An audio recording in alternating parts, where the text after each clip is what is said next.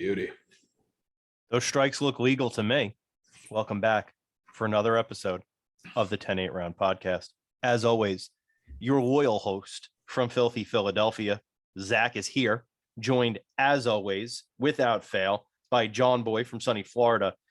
John Boy, I understand you got a little ailment going on there in Fort Lauderdale. Yeah, feeling a little bit under the weather. We haven't traced the origin or what may be specifically hindering me, but we have an idea, and we're handling that to the best of my abilities. Now, let me ask you this, and I don't want to alert the CDC if they're listening, but do you think it might be the big C? It's definitely possible. Definitely not ruling that out. But I stay inside. I do my due diligence, and that's all you can do. That's all you can do. And listen, we talked a little before the show, but for our loyal listeners, just so they know what we go through to bring them premium content every week for free. Your boy here in Philly got the bug, the one that settles right down in your stomach and sends everything I've eaten from age 2 onward out of every orifice that I have. That's where I'm at. I'm seeing food that I ate in 19. I saw a Happy Meal. I was eating 93. Came out this morning. Thank you for filling us in. Toy and all. Fucking purple grimace. You wouldn't believe it. But listen, I say all that because I want our viewers to know the kind of professionalism and the kind of dedication that we're bringing to putting out this content on a weekly basis. We don't miss. You got the sniffles. You got the rum tum tummies. Doesn't matter. We're here. We're ready to lay it down. And there were fights last weekend. Allegedly, there are fights coming this current weekend. The UFC is still in a little 10-8 buzzword for you. UFC might still be feeling the refractory period. They're only about halfway through their post-coital smoke, but that's all right. It's something to watch. It's something to do. So let's talk about it. John Boy, I heard there was a Bellator last weekend. Yeah, there was a pretty big Bellator event. I mean, Bellator was touting it as the best MMA event of the year. A tad bit aggressive on their marketing team's, assessment of the overall event. But I digress. AJ McKee, Patricio Pitbull, 145-pound championship. I think there was a little bit of controversy. I disagree with the result. That seems to be a reoccurring thing for me, to not agree with the refs. Who would have thought, or the judges, and the refs for that matter. But Patricio Pitbull was given a unanimous decision victory to win the Bellator 145-pound championship against AJ McKee, in which I thought he lost the fight, and I thought it was pretty clear and pretty evident. Was I seeing something differently from the rest of us? So I got to tell you, and number one, anybody who follows me on Twitter will know that I am absolutely supporting and saluting the professionalism that is Bellator, because with a straight face, they very seriously said that what we were watching last Friday was the biggest MMA event of the year. Yeah. There was no laughing. No, they didn't seem to be getting handed on envelopes of cash while they said it. And, that's from one pro to another. That's a salute. Yeah, no, I was next level, honestly. That was something that takes talent. I tell you what surprised me wasn't the bad decision by the judges, because I'm used to that in MMA. And anybody who's a longtime listener of this pod knows how I feel about MMA judging. What surprised me on Twitter was how many people were then simping for that decision to say that Pitbull had actually won that fight. I'm not going to say Patricky Pitbull didn't fight a good fight. I'm not going to say that it wasn't entertaining to watch. I mean, it wasn't that entertaining, but I won't say that. But to say that AJ McKee was not a clear winner by, at the smallest, a margin of 3 rounds to 2. Arguably 4 rounds to 1. I believe he put up, if he wasn't in the double digits, he was close to double digits on takedowns. Other than one guillotine attempt, Pitbull never really seemed to have AJ McKee in that much danger. I mean, he hit him on the feet. There's no doubt about it. It was a fight. You wouldn't call it a wash. You wouldn't call it a mopping. But to say that he won, those judges should be investigated for bribery charges. I felt like I was watching a different scoring opposed to the UFC on how they factored in takedowns, because it felt like AJ McKee's takedowns were irrelevant through the fight. I thought Pitbull landed the better shots. They're more powerful shots. I thought McKee was active. But no, you're right. And the one thing too that I saw was a reoccurring theme was everybody that had Pitbull winning the fight had him winning the 5th round, I noticed. And not one of the judges in Bellator saw it that way, even that atrocious 49-46 that should be brought up for criminal investigation. They even had AJ McKee winning the 5th round. That 49-46 is one of the bigger travesties I have ever heard. When I heard 49-46, I thought that it was definitely a McKee win, because I could see how you could have scored a 49-46 for McKee opposed to Pitbull. Not saying that was the right decision, but if any fighter deserved a 49-46, I thought it would be McKee, just with the slight edge on takedowns. I thought he was active. I thought he responded well. Like when Pitbull started to kind of, you would think, pull away, McKee kind of weathered the storm and kind of pulled the reins back and fought his way back. But something has to be said here.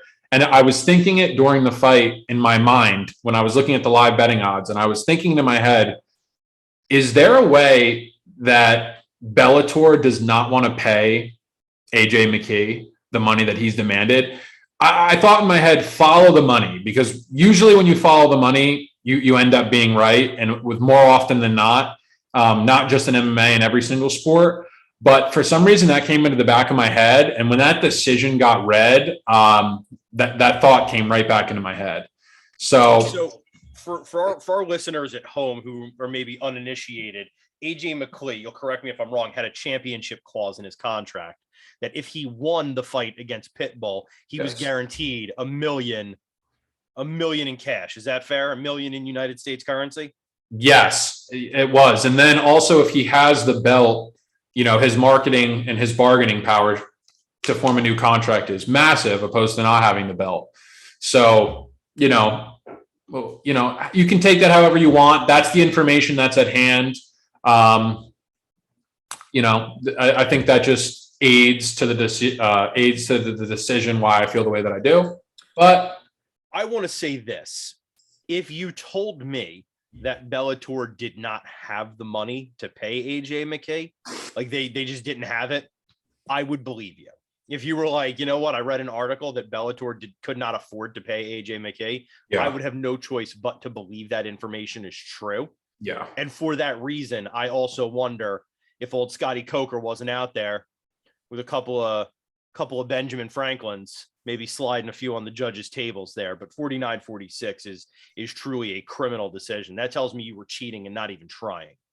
Yeah, I mean, leave it to Bellator promotion to tarnish their golden boy and take a sheet out of the golden boy promotions book in boxing, and maybe rig. That might be a strong word, but you'll say I'm saying it.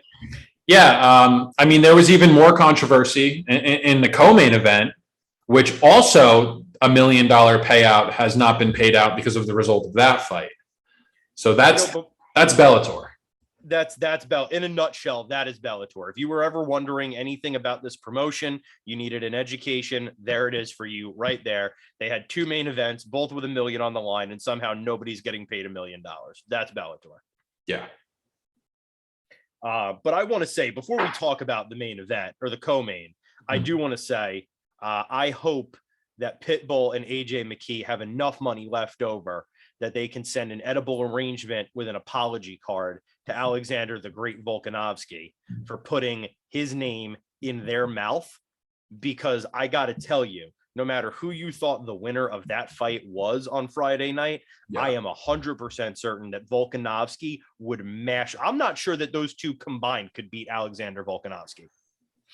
Yeah, no, I mean, he would be a favorite to beat both of them in one night inside the distance.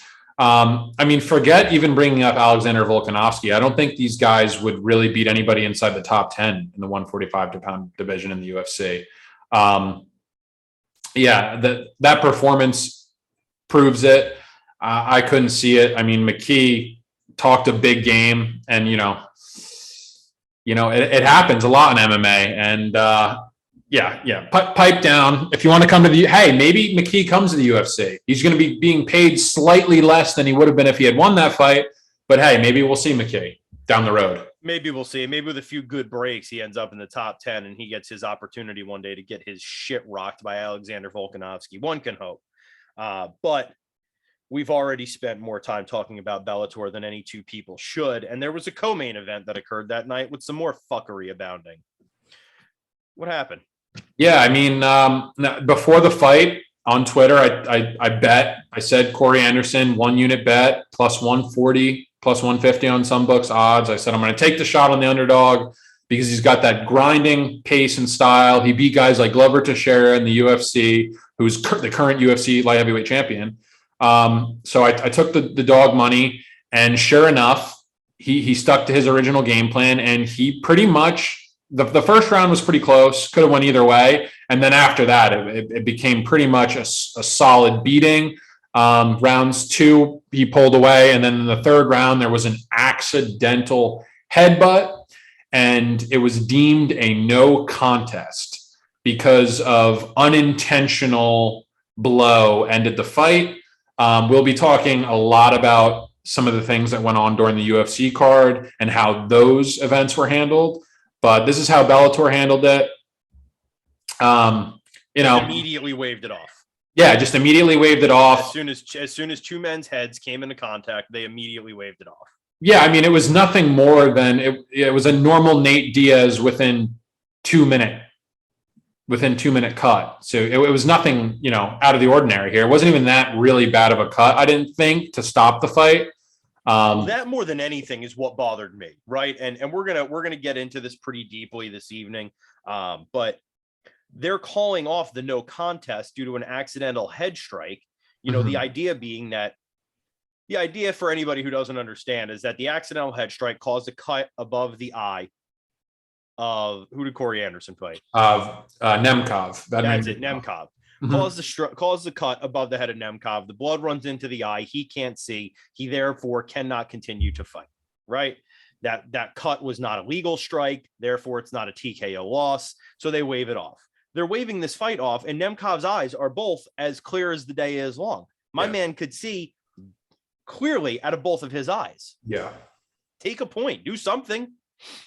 Yeah, no, absolutely. I mean, it was one of those fights too, where the other guy's pulling away, where it's really a handle beating. And if I believe under the Bellator rule set and even the UFC rule set now, if that fight started the 4th round, it would have went to the scorecards, and they would have added up the scorecards and then scored it, opposed to it ending in the 3rd round.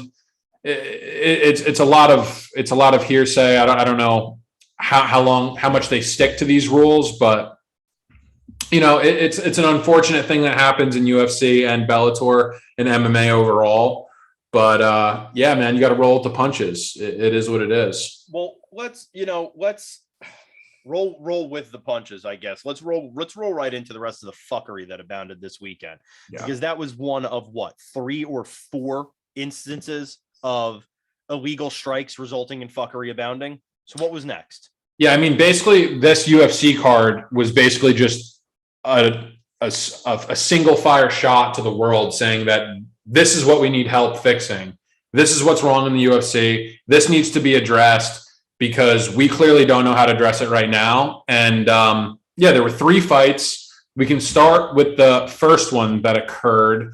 This one kind of slipped under the rug and wasn't really talked about just because how the fighter handled it. But the Jesse Ronson-Rafa Garcia fight.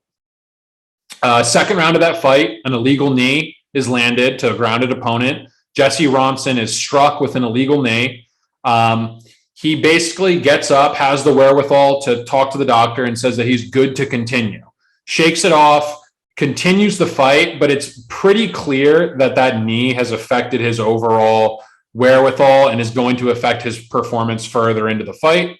About a minute to 2 minutes after that knee, he gets subbed. He gets taken down and subbed and comes on after the fight and tweets that he wasn't right after that illegal knee and he should have, done more to address it at the time. but nobody really talked about it because he said, I'm good to go. I can continue. So he gets fucked, kind of like Anthony Smith when he fought John Jones. And he said, you know what? That was an illegal knee, but I'm not going to win like that.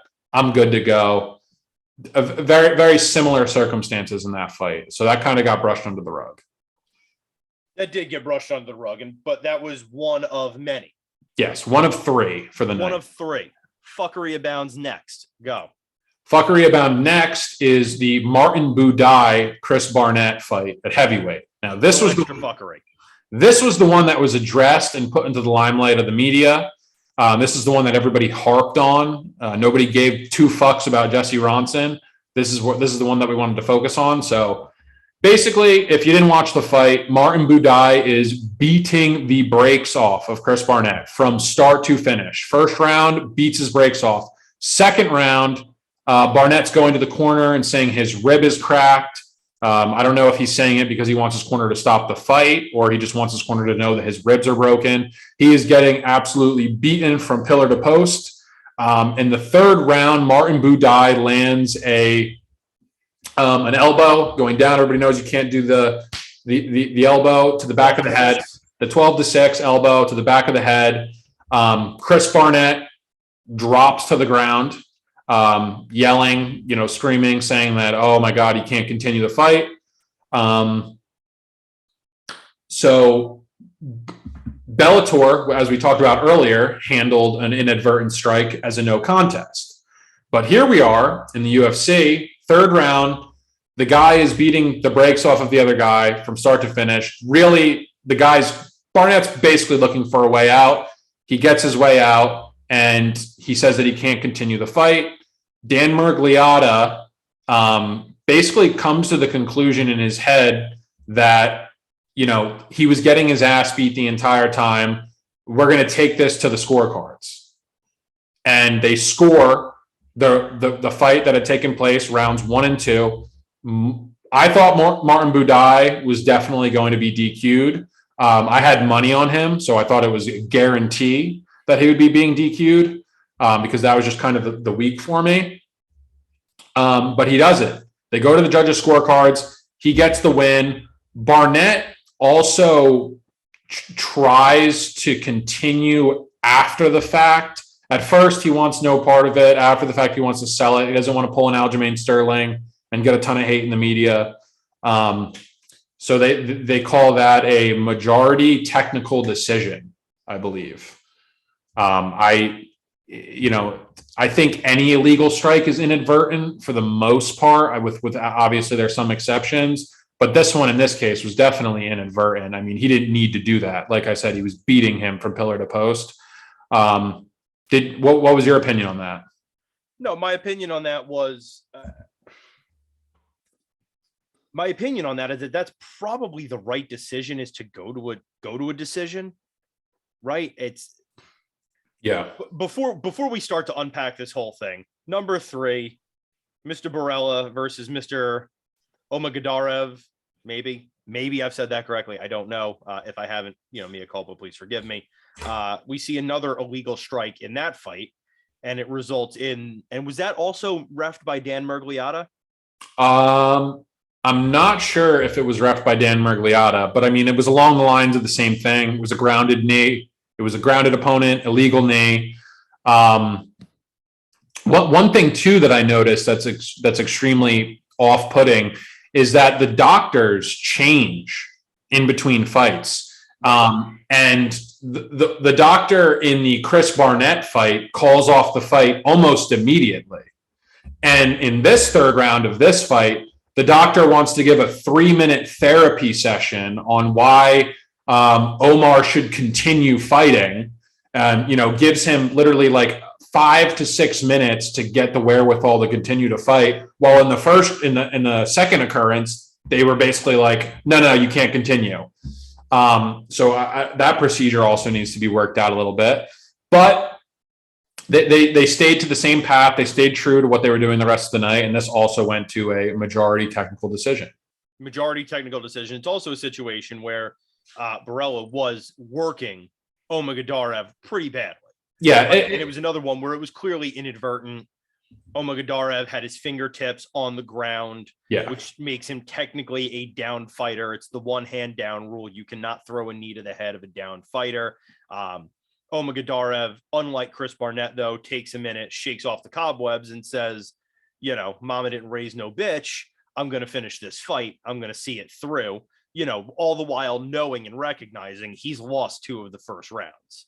So this is all very reminiscent of Aljamain Sterling versus Petr Yan 2021. Petr Yan is working Aljo in much the same way we saw 2 of the UFC fights happening. Aljo gets hit with an illegal knee by Petr Yan, possibly slightly less inadvertent than the ones we saw this weekend. It was a fairly egregious illegal knee. But Aljo embodied what we see in many, many fighters who get stuck in this position is he got hit with an illegal strike in a fight that he's clearly losing. This is what he does for a career. And he's now being asked on the spot to make a decision. Can you continue? Mm-hmm. So can you continue and lose and hurt your ability to feed your family and yourself? Or should you take what many people would call the easy way out and take a DQ or a no contest or something like that? Whatever the solution is, that cannot be the answer. Yeah. For a number of reasons. One, this man has just taken a knee to the head. In the best of circumstances, a knee to the head. If you got to get that, John, you know, by all means, I know you're a busy guy. I know you got a lot going on. Don't worry about it. In the best of circumstances, a guy takes a knee to the head. He's not thinking clearly. A guy takes a knee to the head while he's downed and defenseless. You're really not thinking clearly. So it is unfair to put him in the position where he has to make the decision to continue. Number 2, speaking of fuckery abounding, if you're about that fuckery life and you think this is a great way for me to save an L on my record, maybe get myself a rematch after a couple more months of eating my Wheaties and hitting the gym for 2-a-days, well, then you can say, I can't continue, whether or not you can or not, and save yourself the L. I'm not into it. Your thoughts?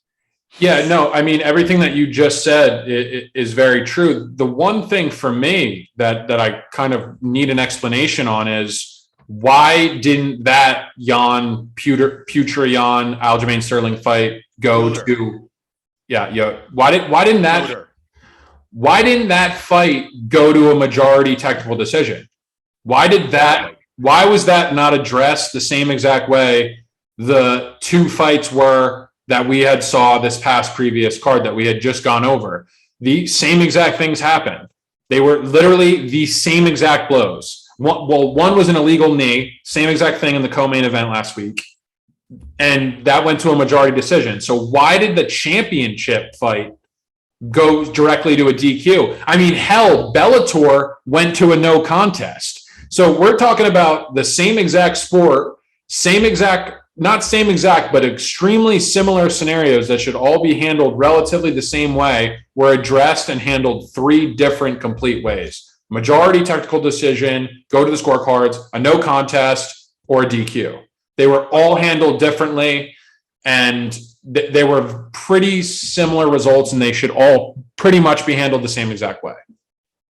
Look, I'm going to throw a hot take at you here, and maybe it's lukewarm. I don't know. You tell me. But if they can't figure this out, then I think the unified rule has to be that an illegal head strike is an auto no contest. Right? Because when you talk about fuckery abounding, right, Aljamain Sterling became the first person to ever win a title via DQ. Eye poke? Right? All right, no, keep going. I'm not going to interrupt you. Yeah, that's I know what you're trying to say, because you need to make it. You have to make it black and white. You have to make it clear. It has to be. There can't be, a gray area where it be black and white. It has to be. Otherwise, you're going to have a guy who's going to win a title by a DQ, and that's what Aljamain Sterling did. That wasn't a no contest between him and Petr Yan. That went down as a W for him. Yeah, and he was getting mashed. Yeah, and he did that sort of waffle thing that a lot of guys do. Can you continue? Oh, I don't know. Well, look, if you don't know, then you shouldn't be the guy raising his hand with the strap at the end. Yeah, I think there should be one warning for an inadvertent strike, like a groin shot, an eye poke, a knee. I I want to say that there was a warning that was issued to Jan, but there was a warning that was issued to Budai as well. That he was issued a warning, and then literally a second after the warning, he threw the blow. So, I think a warning would be fair. It's really hard to disseminate if a fighter can really continue or not, because we're not the person that's taking the illegal blow. Well, that's the problem, right? And it's so impossible to assess in 3 minutes inside of a cage from a doctor who's been eating free cocktail weenies and sucking down champagne all night in the back. This fucking medical association doctor that Nevada fucking flew in for this fucking fight. Yeah. He's going to hop in the cage now and tell you in 3 minutes whether this guy sustained damage to the point that he cannot safely continue a fight. First of all, this shit ain't safe to begin with, right? Mm-hmm. This is not a safe endeavor. And so there is a high probability, a greater than 50% chance probability that if you take an illegal shot to the head from somebody's goddamn knee, yeah, you're probably not in a position to safely continue this activity. In the same breath, though, I don't believe that we should start rewarding that. That should mean it should be an auto no contest.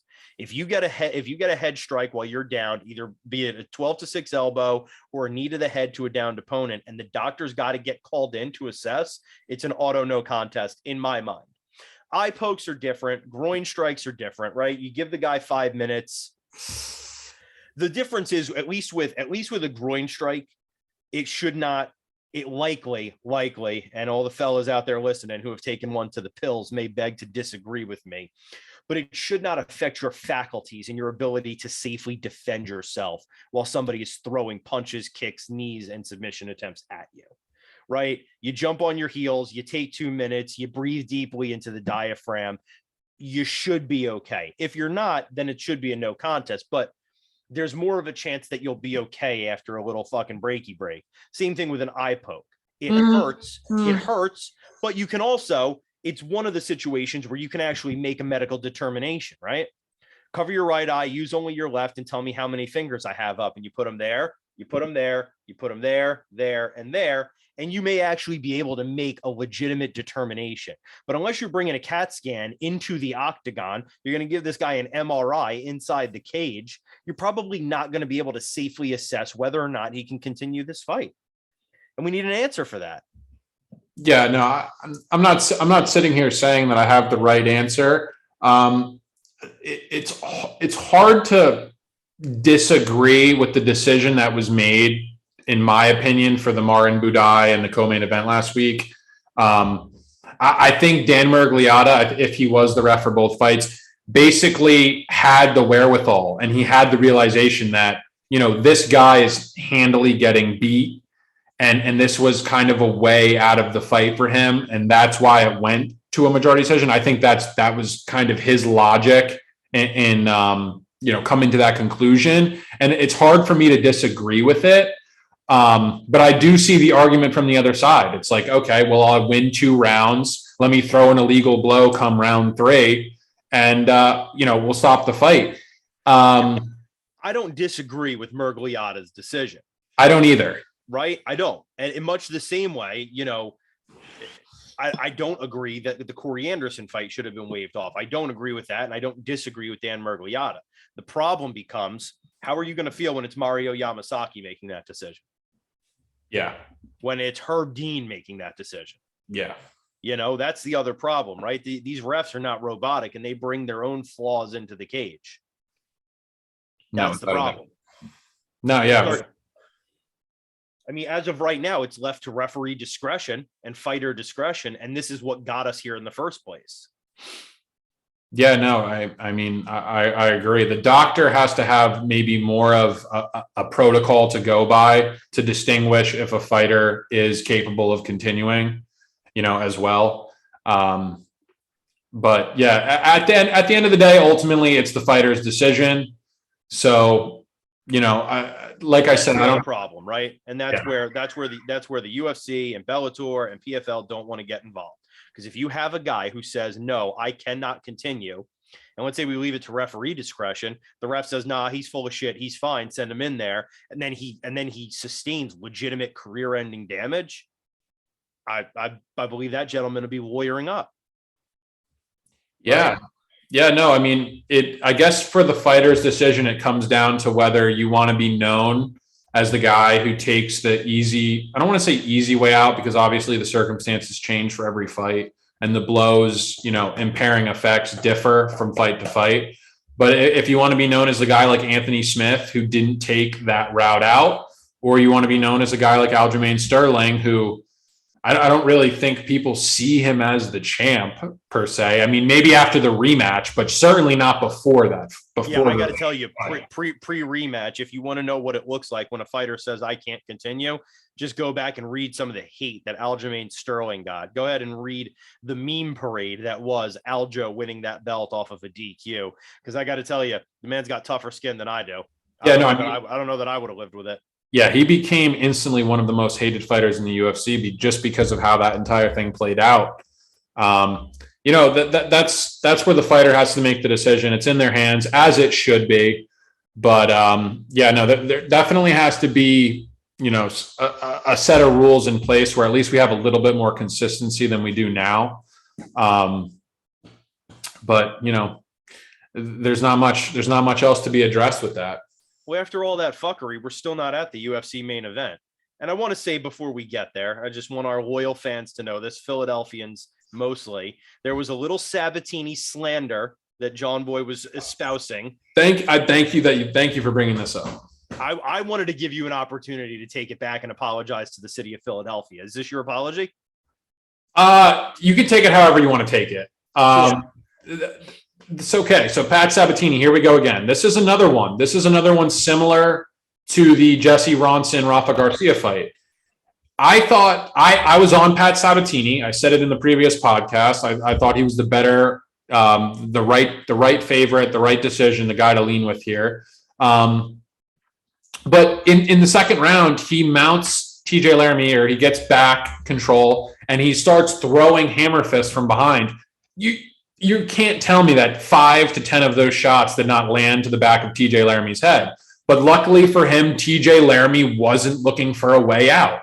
So, he got lucky that his opponent wasn't looking for a way out and didn't decide to, fall on the ground, flail, and complain. So, it's a case-by-case thing. In no way, shape, or form do I think Pat Sabatini should have been DQ'd or any way possible. He won that fight. Fair and square. Philadelphia, I had on the magic glasses. I watched. Don't worry. I didn't see a single illegal strike. Pat Sabatini is the rightful winner. Pat Sabatini's never done anything wrong. Philadelphia MMA remains on the map. And when John Boy is ready, I am sure that a legitimate apology to the city of Philadelphia will be forthcoming. Yeah, no, but it's not even a thing to harp on that. It's not even a thing to harp on Pat Sabatini, because this is something that happens in MMA all the time. Like when fighters who notoriously go in for takedowns and they pull the old Johnny Walker where they throw elbows to the back of the head. The one that comes to mind is Carl Roberson, Glover Teixeira. Glover Teixeira shoots in for a takedown. Carl Roberson rattles off about 5 elbows. Glover goes unconscious. You can't tell me that Glover wasn't getting hit in the back of the head. He wakes up and wins the fight, but Carl Roberson could have easily been DQ'd. So it's all how your opponent reacts. It's all about who's reffing. So there's going to be inconsistencies, and know that coming in when you're betting that this is an absolute fucking shit show. And the UFC and Bellator proved that over the course of 48 hours this past week. The course of 24 hours. But True. Even more confusing, something for our newer MMA fans to know, if an opposing fighter shoots for a takedown on you and gets you up against the cage, but they do not secure the takedown, and you throw 12 to 6 elbows, meaning a downward elbow, and hit the side of their face, that is legal. Side of their face. See, this is legal. Yeah. But this is where we go from side of the face, and this is where we don't make the characteristic change between side of the head and back of the head. Because you could make the argument that Martin Budai didn't hit square back in the head. I mean, just think about when you go in for a takedown. The back of your head is up here. These aren't pinpoint laser elbows. Some of these are leaking into the back of the head. Of course, maybe the majority of them are on the side of the head or side of the back of the ear, right? Back of the ear is what they say is side of the head. Back of the ear. Back of the ear. Back of the ear seems like back of the head to me. Maybe I'm wrong with that regard, but Well, you're certainly wrong regarding Pat Sabatini. I saw they were all to the side of the head. I checked. It's fine. I've gone to the tape. yeah, no, that was the least of it. It was just a card that was filled with so much controversy, and it seemed like everybody wanted to bitch about something. When in actuality, you could bitch about just about everything. With that being said, there does need to be some things that need to be addressed. But yeah, man, do something. Yeah, I mean, it happens in every sport. It's human error, and it's going to happen again. But there are definitely some things that, at this point in time, we should be able to do to surefire this thing, and try and smooth it out a bit. Well, main event, no controversy there, right? No controversy there. Thank God. I don't think. Thank God. Did you see anything? I didn't see any controversy except the controversy on Twitter post-fight. Well, I mean, honestly, the thing, I don't want to say there was no controversy because I fell asleep after the first round. I'm just saying that because of the absolute hate that Bilal Muhammad gets for being a quote unquote boring fighter. Do I think he's entertaining to watch? No, but I have that right. He does tend to just take guys down and ride them out. Doesn't really land any ground and pound. Doesn't really ever fight for a submission. And, he just rides top control. But there are a lot of guys who are notorious for doing that. And if that's your cup of tea, that's your cup of tea. He does what he does to have to win the fight, and you got to respect him for that. And for those that don't know, Bilal Muhammad did defeat Vicente Luque this weekend. Yes. By doing just that, by wrestle fucking him through. Through most of the fight. Yeah, I mean, you could say wrestle fucked him, but I mean, he basically shot for a takedown at the opportune time. I mean, very, very smart game plan. This is how you win fights. He did what he had to do to win, and that's the bottom line. But to tell me I have to enjoy it, that's another discussion. I don't tune in. I'm never going to say I'm going to tune in for a Bilal Muhammad fight.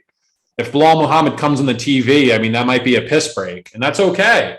The guy's getting paid. He's doing what he has to do. He's going to fight his way into the top 5 and eventually get, pounded out by Hamzat, and you won't have to watch it anymore. But Who isn't, right? No, exactly. And I mean, it's really no disrespect to Bilal Muhammad, because where he's come from when he got knocked out by Vicente Luque is very impressive. He's a smart dude with a smart camp, and they came in with the game plan that had to be to get the dub, and that's what he did, man. What he did. Yeah. Win's a win. Haters gonna hate, Neener's gonna hate, as they say. And I can't believe we filled this much time in a fight card that really was not a lot going on. Ain't shit going on type of fight card. So yeah, no, thank God that there was some controversy, right? Thank God for the controversy. Otherwise, 10-8 this week might just be John and I playing tic-tac-toe, playing a little Connect 4. A little chess maybe. So as I mentioned earlier, the UFC is still on their post-coital smoke break.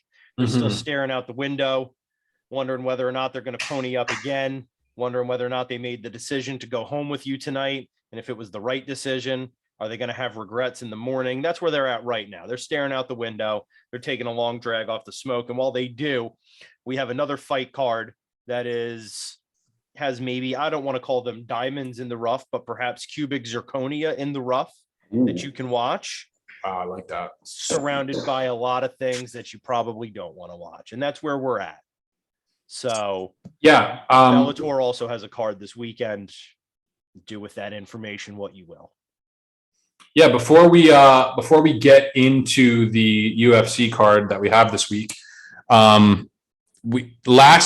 two weeks ago when we were in Jacksonville, the Fight Squad group, me and 2 other people in the Fight Squad group. Unfortunately, Zach and the rest of the gang was not there, but we had a conversation about somebody who was fighting in the main event this week, and the question at hand was, who are the top 5 best looking women in the UFC?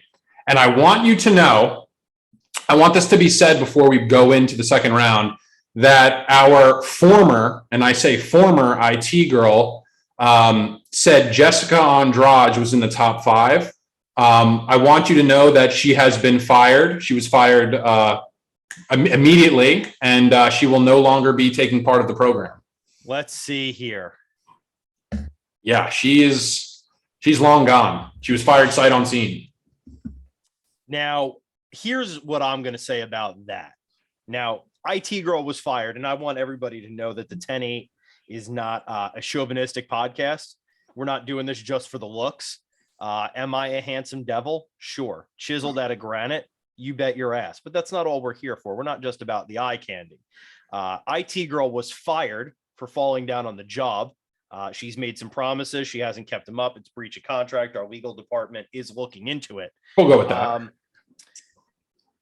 Look, Jessica Andrade, that's, hey, listen, she may not be everybody's cup of tea, but she might be somebody's shot of whiskey. And you know what? That's all we can hope for. As a man with a face made for radio, who married a woman who outlooks him by a mile.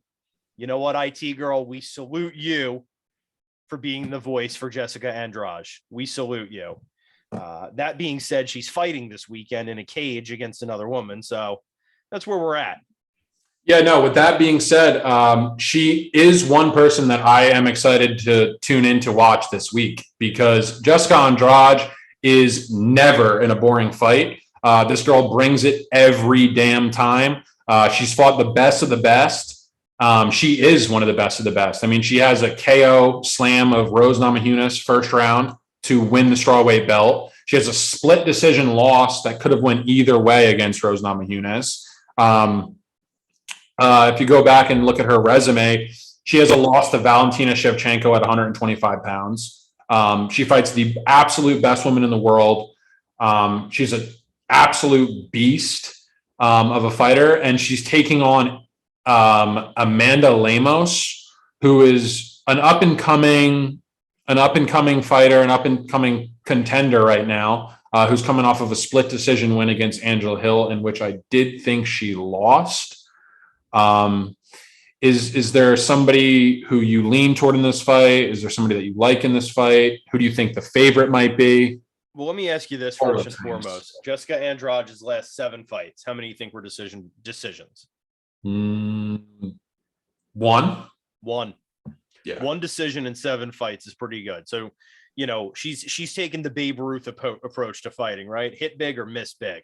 I would have to, and I know Amanda Lemos has I guess you could argue, a more impressive record at 11-1. 34 years old, 11-1 record. I gotta lean that Jessica Andrade, however, is the favorite here. Yeah, Jessica Andrade she's the -180 favorite. Amanda Lemos could be had for +150. This is one of those fights where Amanda Lemos has a ton of power early. If you go down her resume, she has first round knockout, first round submission, and then a second round TKO loss. When she goes to decision, it tends to get really sloppy in the second to third round. With that being said, Lemos does hit very hard. I think she's going to be live for the first round. Andrade has been finished in the first round, but although that was Weili Zhang, who's deadly, who's absolute monster, one of the best in the world. So kind of how I would approach this fight was maybe feel out the first round, and if Andrade gets out of the first round, I think she rolls here. She should take over. I like the under 2.5 rounds in this fight. These girls like to swang and bang, and I don't see this going 5 rounds. I think this is going to be a more eventful main event than we had last week. Interesting. So yeah, and if you look at Andrade's record, right, the 2 times she's been finished of any recent note, it was Weili in round 1 and Valentina in round 2, which are 2 of the most insanely dangerous women on planet Earth. So I don't know that those losses tell me much, when it relates to like Amanda Lemos. I don't know that I see Lemos with the skill set that Wiley and Valentina have. So I think Andrade is correctly placed as the favorite there. Yeah, no, I agree. I'm going to look at the Andrade TKO line. I think I can see that like a round 2 TKO for Jessica. Yeah, I can see that.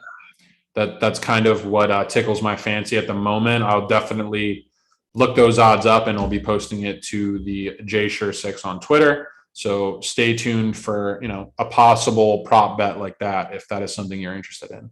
JSure6, JSure picks. Get it? Yes, sir. Well, cubic zirconium in the rough. Mm-hmm. What's next? What else you like here? We can talk about the co-main event. We got Clay Guida and Claudio Puelles. That's an interesting co-main event. I think they're just basically giving the respect to Clay Guida that he rightfully deserves. You're talking about a veteran of the game who's game for anybody, always brings it every time he fights, a mauling, grinding type wrestler style. And he's versing an up-and-comer in Claudio Puelles. This is basically a pick'em fight. It's a tough one to judge. If you like Clay and you like to back that kind of style, that grinding, grappling style that usually tends to work out more often than not. Claudio Puelles fought Chris Grutzmacher in his last fight, who's kind of looks like Clay Guida and has a somewhat similar style where it's like a grinding wrestling pace. And Grutzmacher put it on him for the majority of that first fight, but then Puelles hooked him into a dirty submission in the third round, and he caught onto it. So this is a tough fight. I don't have a lean on it. There are a couple other fights down the card that I'm really looking forward to. But is Clay Guida something that you're going to be tuning in to see? The Carpenter? I absolutely adore Clay the Carpenter Guida. I really do. I saw him at Fury Grappling in December here in Philadelphia. My man came out in a custom singlet, ready to rock and roll. And then really did just out grapple his opponent. I don't remember who his opponent was now, but it wasn't a nobody. It was somebody else who had some grappling credentials. And I think they legitimately did not expect this unhinged psychopath to come out in a fucking singlet and chase them around a ring. And he did that and was successful, was victorious, and continues to stay completely out of his mind for the post-fight interview. If you look at Clay's history in the UFC, which pop quiz question, tell me, when was Clay Guida's first UFC fight? Jeez.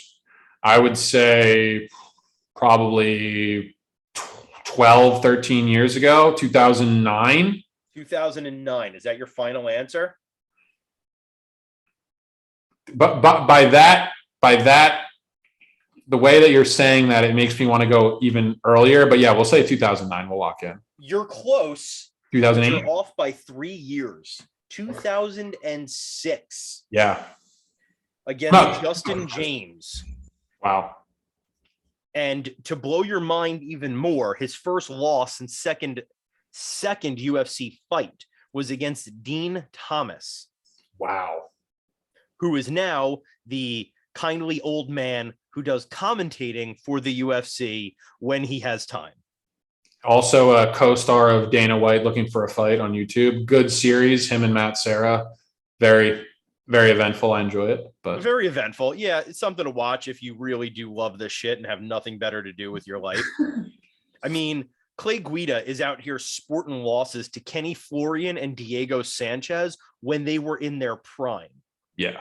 Right? We're talking about the Kenny Florian finishes fights era of the UFC. Mm-hmm. We're talking about Tap Out Bros and Affliction Fellas all gathered around in a Hooters because one of their friends trains at a Gracie gym and has called himself an MMA fighter. They're out there in Figaro chains with high top fades, fitted hats on, Nike Uptowns to match. That's the era of UFC we're talking about here. We're talking about an era that I remember vividly. But John, you may have been in the 3rd or the 4th grade when this was going on. I mean, 2006, where were you? 2006, dude, that's too far to look back, man. I can't even look back what happened last year. So you're going far back. But one thing I will say is I do remember Clay Guida. Clay Guida has been a guy that I've enjoyed watching for a very long time. Always live. Live. Oh yeah, no, he always brings it. He's a ton of fun to watch. He does have that wrestling. He's kind of adopted that wrestling style. He had it before, but he really relies on it now. It's kind of his bread and butter. But he's active. When he gets you down, he is active. He goes to work. He throws punches, grinds you up against the fence, puts you in really nasty spots, goes for submissions. In his last post-fight presser, he said to Dana White, "Stop giving me veterans. I want to fight some new blood. I want to fight something new." And the UFC gave him that opportunity this week against Claudio. They listened, and here's really where it gets crazy for you. First of all, Clay Guida is 4-4 in his last 8 fights, which is better than I thought it would be. Mm-hmm. Just if you were to quiz me, his opponent was 10 years old when Clay Guida made his UFC debut. Claudio was 10 years old. He was born in 1996, meaning he was 10 years old when Clay Guida made his UFC debut. Interesting. I mean, look, if you're gonna tell me I got to pick a favorite, I have to believe that Claudio is the favorite. Yeah, he's a slight favorite. It's not as favorite as you think he would be. It's basically a flip of the coin fight. Nobody's ever a favorite with Clay Guida. Yeah, that's the kind of thing. Like with Clay, it's just he's going to give it his all, and he's going to make it at a grueling pace, and he's going to put it on you. So, it'll be fun.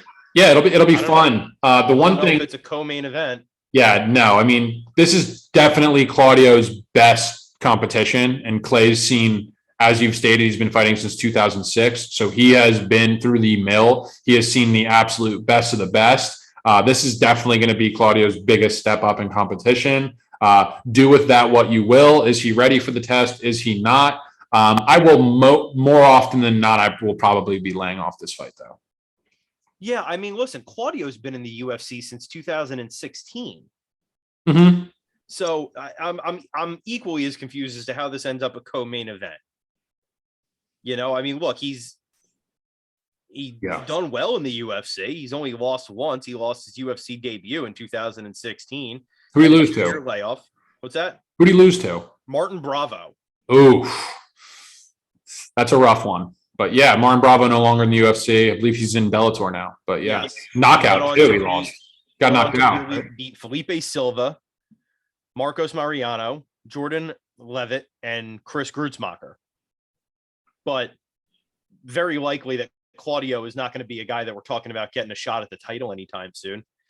Yeah, I mean, 6 fights in 6 years, not very active. So yeah, so for a main event, I'm baffled. I'm a Carpenter fan through and through, always will be until the day. I don't assume he's ever going to retire. I assume he'll die in the cage like a man, but and I'll be a fan right up until the bitter end.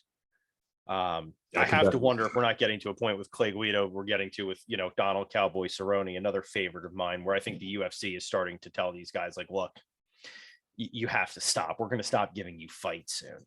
Yeah, no, this could become a bad look. This could be a I mean, if the UFC cuts him, Bellator signs him, but yeah, and he's possibly a belt holder by the end of the week. Who knows? True. Very, very good point. Yeah, I think we gave Clay enough attention. Next. Yeah, we'll hop down. I think that this is going to be fight of the night. Mark this one down. I think that this is going to be absolute fireworks. Both of these guys are savages. Both of these guys bring it. And both of these guys have a fun fight style. They will stand and bang. Lando Venata and Charles Jourdain. Yeah, Lando Venata is a fan favorite. I mean, spinning wheel kick over John Makdessi is something that they play in pretty much every single UFC highlight video ever. If you haven't seen that, look that one up. Lando Venata, John McDessie. Charles Jourdain, awesome, fun fighter. They call him Air Jourdain. He's from Canada. It's a sick nickname. He brings it as well. These two guys are going to throw down. Jourdain might mix in some takedowns, but I see this fight taking place on the feet. I think it's going to be the fight of the night, and this is definitely the fight I'm most looking forward to on the card. Yeah, I think this is a good fight. If I'm going to pick a favorite, I'm going to think it's Air Jourdain. Yes, another slight favorite. This card's coming back to earth for the most part on favorites, where we're not having like these really top heavy favorites. This is a Lando Venado could be had for even money, and Jourdain's sitting around like minus 130 territory. Good fight, lots of standing and banging. Yeah, good fight. I think both of these, as fun as their fight style is, and as much as these guys really strike and go at it, I think this is going to be an over. I would take the over 2.5 rounds in this one. I don't see anybody getting a finish per se. So, as we go down the card, we've got Montana De La Rosa and Macy Barber, Macy the future Barber. I was very high on Macy. I thought she shows some really, really nasty aggression. She really goes for the finish. She really goes for the kill. She's really fun to watch. But Montana De La Rosa is no slouch. She's fought, I think the better of the competition of the two. She's plus 160, Montana De La Rosa. I'm sorry I took away your spotlight on guessing the favorite, but I jumped the gun. I jumped the gun on this one because I think this is going to be my first official bet of the card. And you're putting money on Macy Barber? I'm putting money on Montana De La Rosa. Okay. Well, plus 160. I would join you in that money. I won't, because if I do, I will jinx the bet, but I would join you in that money. Especially considering that one of Macy Barber's last 2 losses was to the Happy Warrior, Roxanne Modafferi. She did blow out her ACL in the first round, so we do have to give her that. She was like a minus 1,400 favorite going into that fight. Can you imagine if somebody bet Roxanne on that fight? Yeah, no, they did well. They had a decent night. And then also Macy Barber's last fight was against Miranda Maverick, and I was on Macy here, and she did not win the fight. They gave it to her, the decision, unanimous decision, 29-28 across the board. And she lost a split to Maverick. No, she won that fight. Oh, I'm sorry. She won a split to Maverick then. She won a split. Okay, sorry. It wasn't a UD, it was a split. Either way, it shouldn't have been a split. I don't know how 2 judges in what world saw that fight go for Macy Barber. I was on her, so it was one of those ones where I was finally, a horrible judging error went my way, but I thought she lost that fight to Maverick. I think Montana De La Rosa is going to present similar problems that Miranda did. I'm going to side with the plus money here, and I'm going to lock in Montana De La Rosa at plus 160. I think that line's going to move a little bit too. So. Yeah, I mean, look, if you take the Miranda Maverick fight and you right the wrong of history there and make that a loss, which it should have been, then you've got the loss to Alexa Grasso, you got the loss to Roxanne Modafferi, the last legit win that she has, then you got to go back to 2019, right, where she beat Jillian Anderson by elbows. Robertson, so yeah. I think if you wanted to lay a little money down, I think this could be a 10-8 endorsed one. This could be a unanimous endorsement for putting down some money on Montana there. Yeah, let's do it. Let's do the Montana De La Rosa. Money in Montana ain't just for Yellowstone fans anymore. Hell yeah. What's next to talk about on this card? There can't be much left. So we'll go down the line. Former Risen champion Manel Cap is fighting Mudarje Sue. That'll be a good fight. That'll be another entertaining fight. It's more of like a low key fight for hardcore MMA fans who follow Risen and know kind of what Manel Cap brings to the table. Sue is also no slouch. These guys are going to throw down. It'll be a technical fight. It'll be on the feet for sure. So that's always fun. Do you have a favorite you think would be the favorite in that one? Do I have a favorite? I'm going to say Sue is the favorite. Cap, Manel Cap is the favorite, minus 180. Sue is plus 150. I might throw Manel and Cap in some parlays of minus 180. Stay tuned on Twitter. I lean toward him to win that bout. So that's an interesting one. It's an interesting one. Yeah. This was announced literally 30 minutes ago. Well, 30 minutes prior to starting this podcast. Alexander Romanov, a very fun Romanian heavyweight.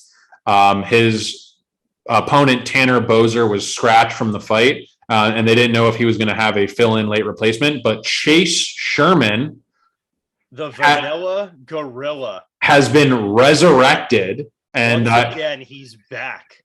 I also saw that the UFC is doubling his pay for this fight and have locked him into a 4-fight contract for stepping in on 4 days' notice to fight Alexander Romanov.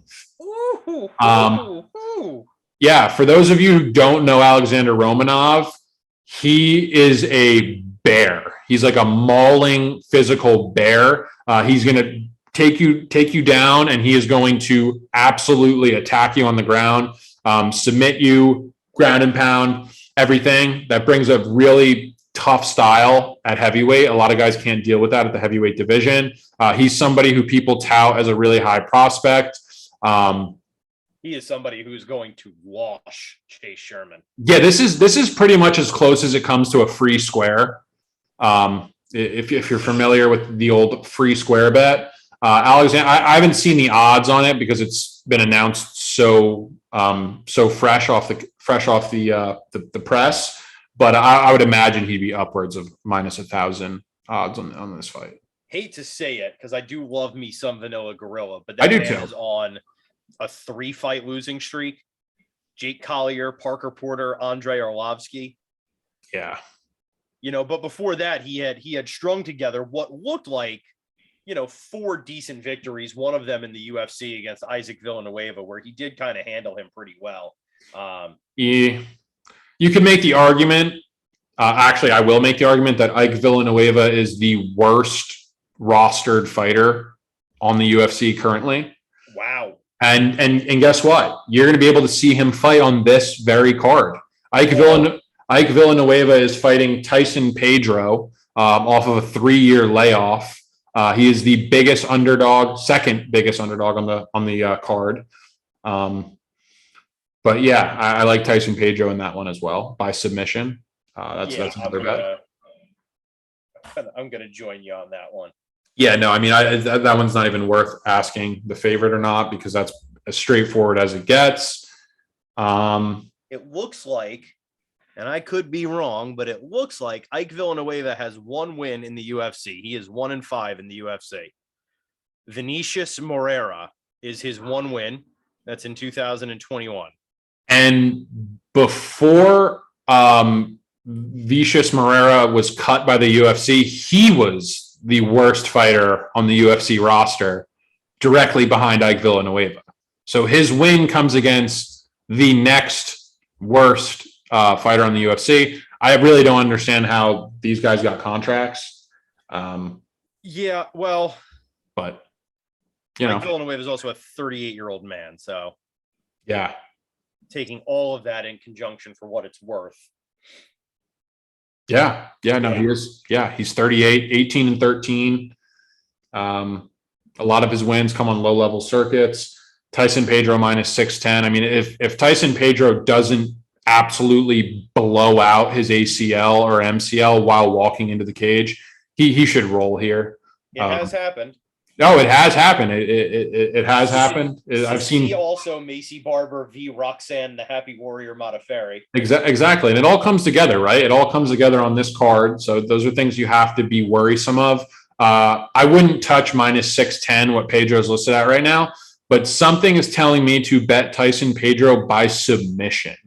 Interesting. I want to see the prop on that. I would assume it's probably close to even money. If not, I would even hammer it at like minus 150. So that's going to be my bet, Tyson Pedro by submission. Is there anybody else on this card that you want to get into, or I want to be clear when I say this? Abso-fucking-lutely not. Okay, that's fair. That's absolutely fair. You have absolutely no pushback from me. Yeah, ready to roll. Yeah. So let's finish it up with a little news, a little MMA news, and really what we got here is just a little speculation. Maybe, and I don't know if you saw this, but maybe Darren Till got himself an opponent if he can ever figure out who the fuck Joaquin Buckley is. Yeah, I did see that behind the scenes stuff where Joaquin Buckley basically is calling out Darren Till. He wants the fight man to man. Let's make some money. I don't know, because I know we've talked about this before on the pod that Till has been going back and forth with Uriah Hall. I don't know if any contracts have been signed or anything. I don't think anything's in place. So, yeah, I mean, Joaquin Buckley would be a solid guy for Darren Till to kind of get his bearings back and put him back on the winning streak. I'd watch it. Yeah, I'd watch it. And for the loyal fans who haven't seen the video, I would look it up. It is absolutely priceless to watch Joaquin Buckley make a very honest and respectful call out of Darren Till, where he sort of daps him up at the end, gives him the high five, hug, handshake kind of combo. He walks off very jovially, thinking he's got himself an opponent. And then Darren Till and Chimaev look at each other and try to figure out who the hell that was. Yeah, no, and then Hamzat proceeds to say, "We can fight right now if you want to," as we would expect from Hamzat Chimaev. We would expect nothing less. Yeah, I don't know how much how much traction there is to that. I think I'm surprised Joaquin Buckley's a 170 pounder. The guy is pretty tiny. But for people who don't know who Joaquin Buckley is, he had one of the nastiest knockouts in UFC history. It was like a spinning. He got his front leg kick got caught, and then he spun off and hit it with his heel. It was like a spinning heel kick, essentially. Some kind of a kung fu movie. It was something literally you would see in movies. Unbelievable knockout. He's been kind of unimpressive since then. But hey, if that's what gets the fans going, I'm ready to see Till get back in the octagon. I'll watch it. I think it's a fun one to watch. I think it's interesting. I think there's reasonable arguments to be made on both sides. I'll give that a look over. I'll give it a once over. Yep. Let me ask you this: if the money contract gets signed, are you going to watch Jones fight Stipe this summer? Yeah, I mean, I want to believe that. I want to. I really, really do. I think that's kind of the obvious fight to make. Greatest light heavyweight of all time. Argument the greatest of all time versus the greatest UFC heavyweight of all time. Especially since Ngannou is going to be out with that nasty knee injury. He's going to be rehabbing for like at least 6 more months. Yep. So yeah, I mean, that's the fight to make at heavyweight. I think Jones automatically deserves that. I think Stipe would honestly like that fight because that's a money fight. That's a big money fight. That's a big fight. That's a huge fight. That'll headline International Fight Week, which is UFC's biggest card of the year in July in Vegas. Yeah, man, I hope that fight goes to fruition. I really do. Early lean. Who do you like in that fight? Early lean? Yeah. Early lean, I like Stipe. Okay. I like Stipe. And listen, we'll see when we get some gym footage. Yeah. We'll see if somebody's been microdosing their PEDs down there at not Jackson Wink. I think Jackson Wink threw him out, right? Yeah. He said he's got to get his shit together after the last ordeal. Yeah, where the hell is John Jones training out of? I saw he was with Cejudo. He's been gym hopping. He's been gym hopping. He's been going to a bunch of different guys. I mean, I would assume some of his team. I know, like Brandon Gibson didn't abandon him, his striking coach. A couple of guys did go with him that were with him at Jackson Wink. Just ultimately, Mike Winklejohn, I think, basically parted ways with him. But other than that, yeah, no, I mean, I understand, the spat that they got into, but yeah, man, I don't know. I like Jones in that fight, but it's an understandable thought. I get it. John Jones is arguably the GOAT of all time, the GOAT of the GOATs, right? And there's a lot of UFC GOATs hanging out there. It's arguable that John Jones is the top of the pack amongst them. I don't know, though. I have not seen him fight that kind of size, that kind of Stipe size, that real gravelly fight type. And Stipe is a complete mixed martial artist, right? Stipe can throw a takedown. Stipe can throw a punch. Stipe can wrestle up from the ground. There are places where his game is stronger than others, but there is no place where he's completely incompetent at the game, right? So many UFC heavyweights we see, it's like, if they're not throwing strikes, they're not fighting. Yeah. They're going to lay on you. They're going to maybe try for an inside trip and miss. They're going to lean against a cage. They're going to catch their breath. Stipe has cardio, and there's no place where he is incompetent in his game. Yeah, and the thing too that'll be interesting is Stipe is not a huge heavyweight. Too, Stipe is a guy who, differing. He weighed in, I think, at like 232 for the first Ngannou fight, and then he put on a little bit of weight. I think he went up to 242 for the second one, and he ended up losing the second one. So maybe he stays down to that smaller frame where he's going to be like 220, 230. So that's the thing. I don't know how much bigger he will be than Jones in the ring. But you're right. You're talking about a guy who's used to fighting heavyweights, used to fighting that type of power and skill. But yeah, man, I hope that one gets booked. I really be curious to see where Vegas lines that. They probably have some pre-fight lines out there, but yeah, no, that would definitely be a main event international fight week worthy for sure. Yeah, that would be fight week worthy. There's only one other call out that happened and I won't even call it the MMA world. I'll call it the world adjacent to the MMA world, the circus that seems to follow behind the UFC. I don't know if you saw Jake Paul. And speaking of Golden Boy, this is the Jake Paul that Oscar De La Hoya took to the internet this week to tell us could beat some world champions in boxing and will one day be a boxing world champion. In order to make Oscar De La Hoya proud and prove him correct, Jake Paul decided to call out Michael Bisping. That is a 46-year-old man who, if you've watched his documentary, is legally blind in one eye.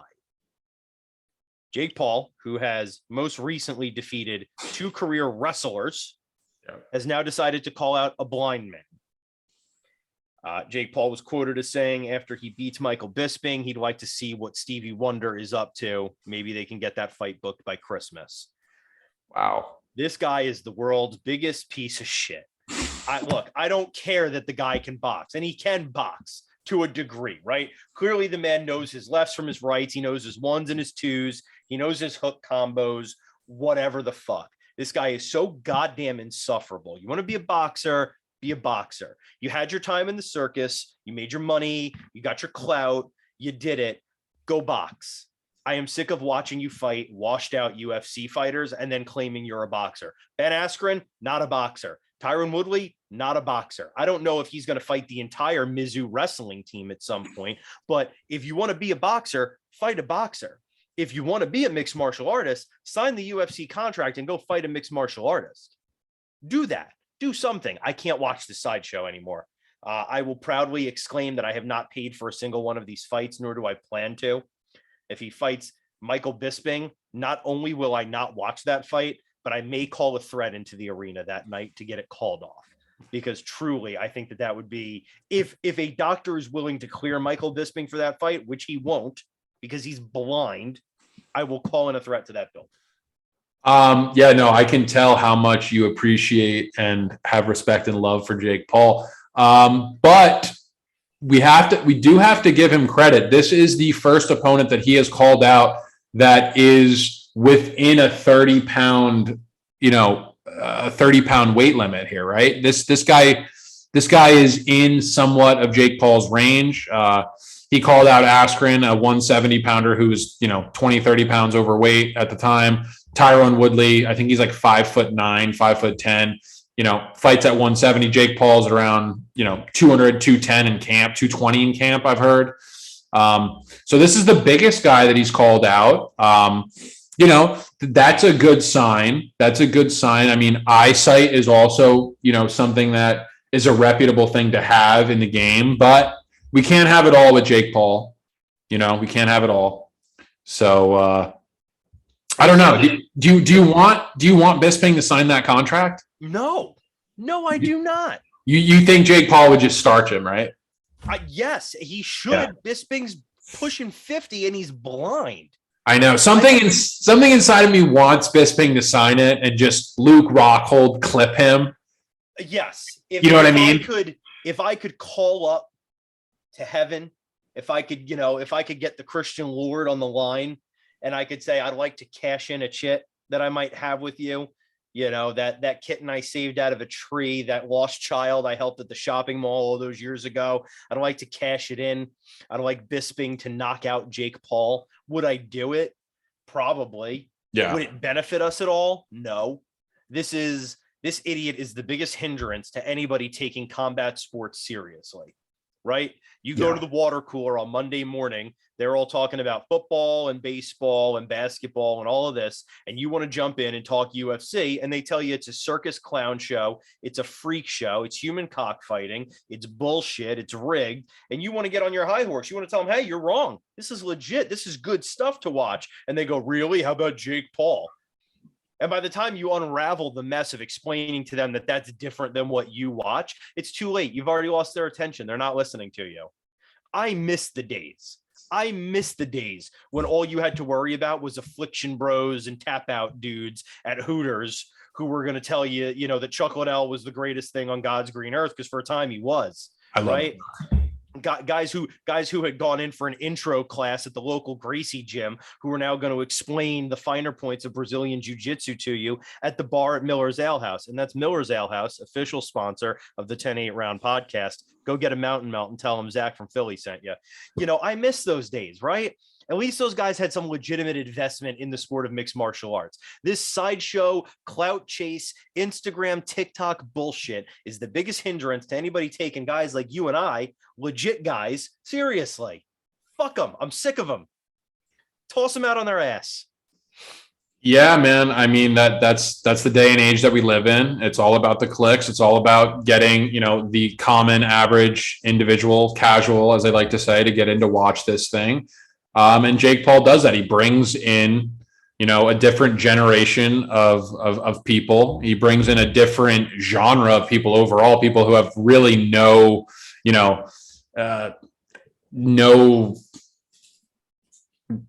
experience in watching anything, no real, love for the sport of MMA or boxing, and he's bringing them in.